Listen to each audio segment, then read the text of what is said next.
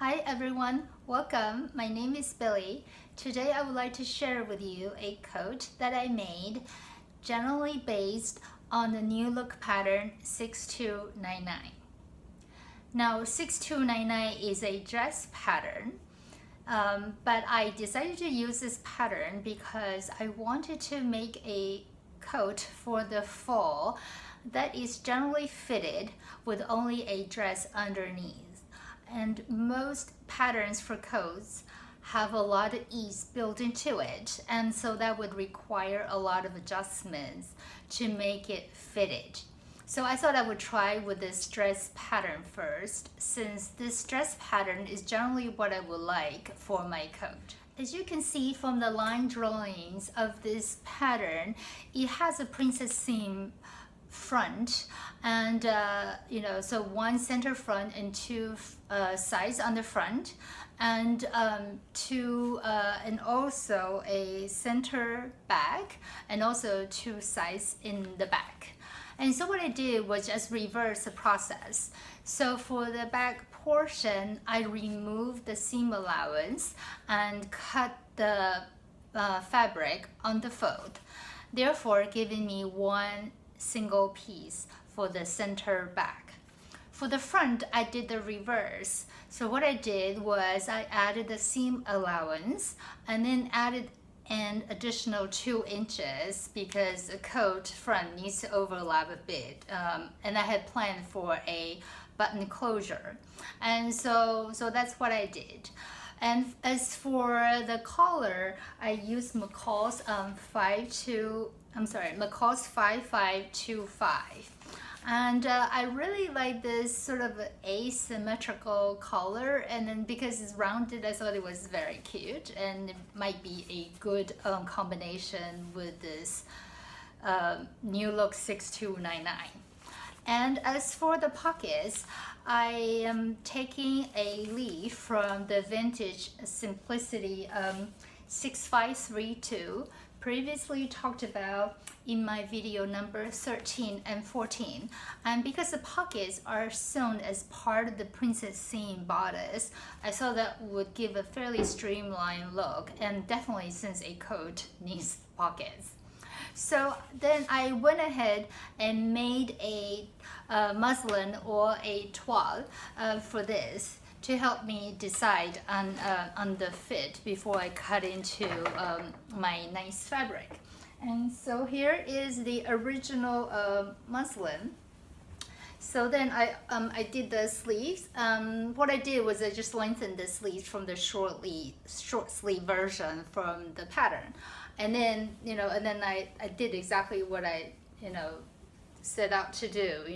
The back is single piece and the front, and this is the collar from that, and overall it actually fits very well. So this is the muslin. So I only did one sleeve actually. So originally I had just planned on like a little simple overlap in the center, and overall it actually fits quite well. So I'm actually overall pleased with the sizing of this toile. Other than the fact that this was not long enough from the McCall pattern, so I needed to lengthen it. So overall happy with this toile or muslin. So I went ahead and cut my fashion fabric, and the experience that I gleaned from sewing the case, talked about in my video number 15, gave me an idea of generally how to construct a coat. And so I just did that exactly. So here is the coat itself. So here you go. So this is the coat.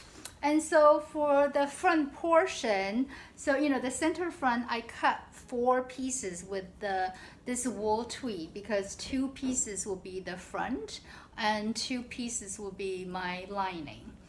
And then I lined it with a very lightweight wool material, wool suiting actually. And then in the back, I made a belt, and which was 62 inches wide, which happens to be the width of this fabric. And what I did was, instead of constructing belt loops and attaching them, I just sewed the belt directly onto the exterior layer of the coat and just sewn it along the seam line, the princess seams on the back and also on the sides.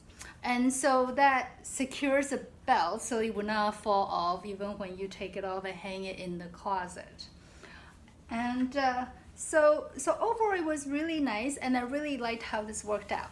So an interesting part about this cuff, so that here you can see the cuffs. So it looks like this, a bit of kind of a tulip looking cuffs.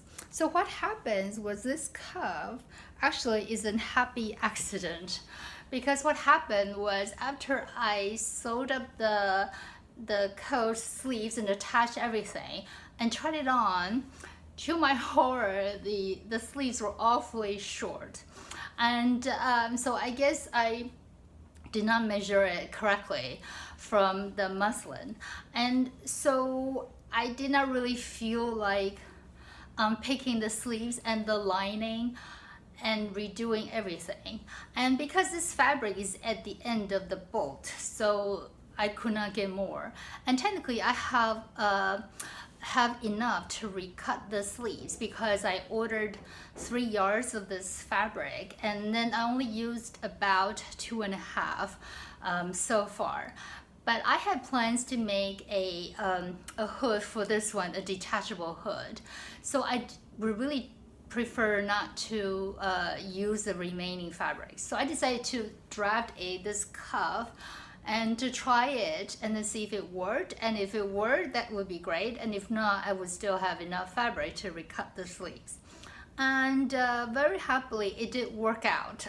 So in a way now, this cuff becomes an additional design element. And in a way, I am very happy how this turned out, because it adds a little extra something to the coat, and I think in a way it does make it even more polished. So I'm very happy with it. So here is a video of this coat, and I purposely made it longer than the dress because I wanted to stay a bit warmer, and also the length kind of reminds me of the maybe the 30s or 40s or the 50s coat lengths, because I think back then coats were longer and it has a bit of a vintagey look. So I'm very happy with it. An interesting point about the construction of this coat is how the lining fabric sits. So this is what I mean. So originally when I cut out the exterior and the lining, everything is exactly the same length. But once I hang it up and then try to pull the exterior fabric taut so that it will lie, it will sort of lie flat, it naturally creates this sort of a gap here. And so in a way, that's exactly how a store-bought coat looks like.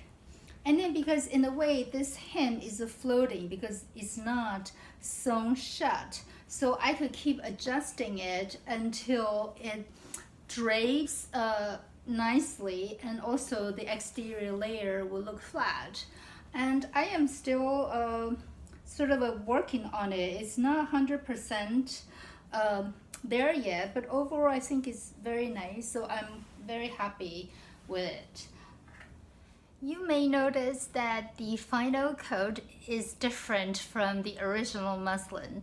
The original muslin, I had planned on a center front closure with a single row of button down in the front. The final coat is a double-breasted front.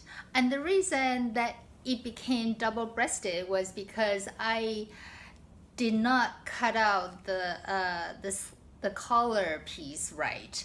And so because the collar piece is not symmetrical, and so therefore it needs to overlap to a certain degree to to make it look a bit kind of like a flower petals. And so in order to achieve this overlap, I would need to move this portion a bit closer to the side instead of just a little overlap down in the center.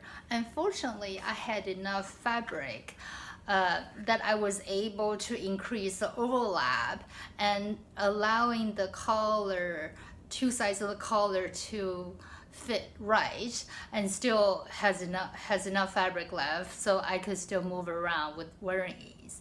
And also I'm really happy like how everything ties together, because the collar piece is a bit kind of like a flower petal, you know, it's rounded, and then the cuff that I drafted is also a bit kind of like a rounded kind of tulip looking. So I do think these two elements go very well together. So I am very happy with my first attempt of a coat. So this is my first attempt at coat making, and I am incredibly happy how it came out.